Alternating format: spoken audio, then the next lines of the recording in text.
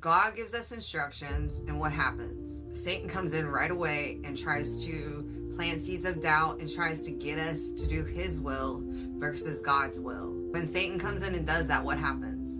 We start having doubt. Like, maybe, did I really hear this from God? Maybe I heard wrong. Maybe I didn't hear from God. Maybe that's not what God said. And we start questioning what we were so sure of to begin with. See, when God first tells us something, we just feel it in our spirit and we know that it's God, and we're just sure. We know that that was God speaking to us. Whether anybody believes it or not, we know that was God speaking to us, and we're going to go through with this because this is what God said to us. But then all of a sudden, Satan comes in, tells us something else, and tries to deceive our mind, and we start questioning everything that God just told us. And we start feeling like, no, I'm not good enough to do that. No, I can't do that. God didn't really tell me to do that.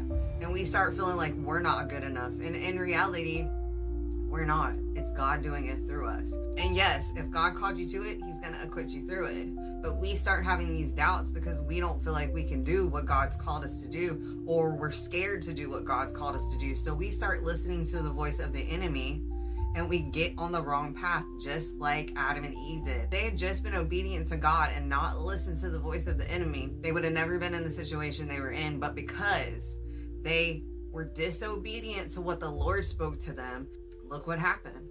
And that's what happens a lot of times with us. God has a great plan for our life. God has something so specific that he wants us to do, but he's leading us step by step by step. And we walk by faith and not by sight. So no matter what it looks like, we have to keep walking by faith, do this step. Walking by faith, do the next step. Walking by faith, do the next step.